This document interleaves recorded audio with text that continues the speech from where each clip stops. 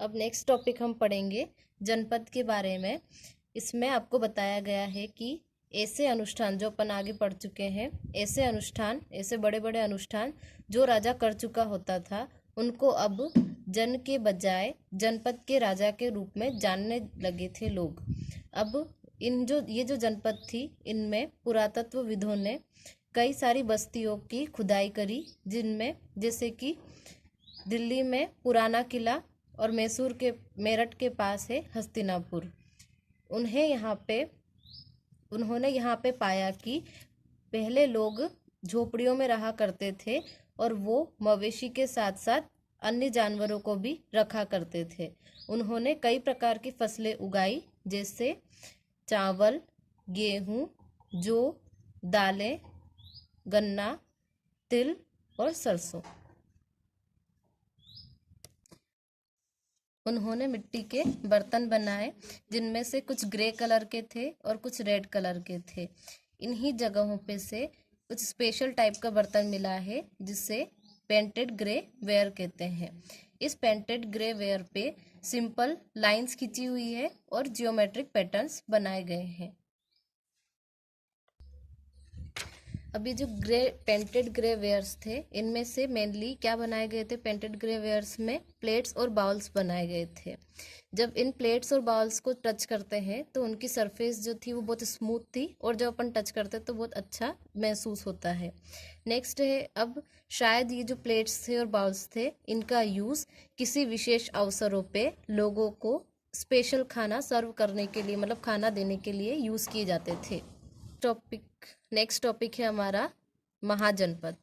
आज से लगभग 2500 साल पहले कुछ जो जनपद थी वो दूसरे जनपद की बजाय अधिक इम्पोर्टेंट हो गई थी, महत्वपूर्ण हो गई थी। उनको महाजनपद के नाम से जाना जाने लगा। अब ये जो महाजनपद थी वो टोटल 16 थी। इन 16 में से कुछ और ज़्यादा पावरफुल महाजनपद थे, जिसमें था मगध, कोसल और अवंती।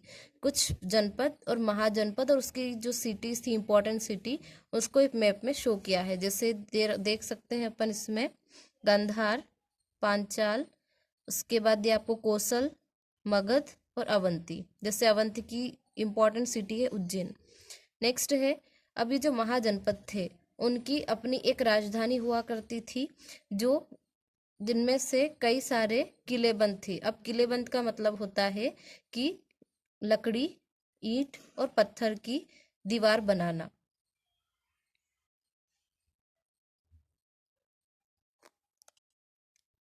फोर्ट्स या किले इसलिए बनाए गए थे क्योंकि लोग दूसरे कोई राजा उन पर अटैक ना करे, उससे डरते थे। साथ ही उनको सुरक्षा की आवश्यकता थी। किले बनाने का एक और कारण यह था कि जो राजा थे वो अपने राजधानी के चारों तरफ बड़े बड़े किले और दीवार बनाकर अपनी शक्ति और वैभव का प्रदर्शन करना चाहते थे। साथ ही अगर किले के अंदर सारे लोग अगर एक साथ रहेंगे तो वहां पे राजा को कंट्रोल करना आसान होगा। इन किलों को बनाने के लिए हजारों पत्थरों या ईंटों की आवश्यकता होती थी। साथ ही हजारों पुरुष, महिला और बच्चों को मजदूर के रूप में कार्य करने की भी आवश्यकता होती थी। मेंटेन न्यू राजा इन नए बनने वाले राजाओं ने आर्मी मेंटेन करना स्टार्ट कर दिया, मतलब उनने सेना जो थी उसको मेंटेन करना स्टार्ट किया। साथ ही ये जो सोल्जर्स थे, इसके जो सैनिक थे, उनको रेगुलर मतलब नियमित वेतन, सैलरी देना स्टार्ट किया। नेक्स्ट टॉपिक है अब हमारा सोर्स ऑफ इनकम, कि अब ये जो महाजनपद थी उनकी आय का साधन क्या था।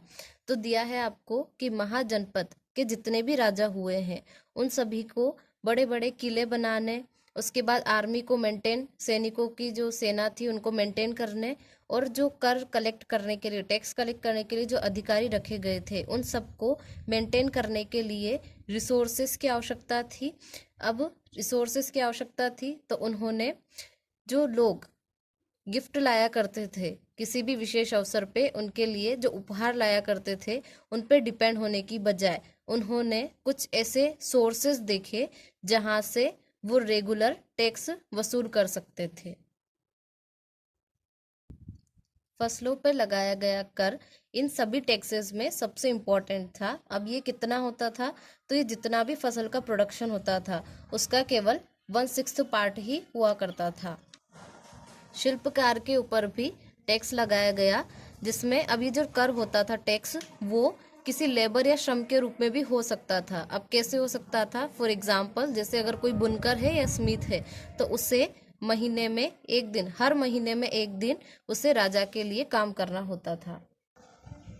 चरवाहों को भी जानवरों या जानवरों के उत्पाद के रूप में टैक्स पे करना होता था।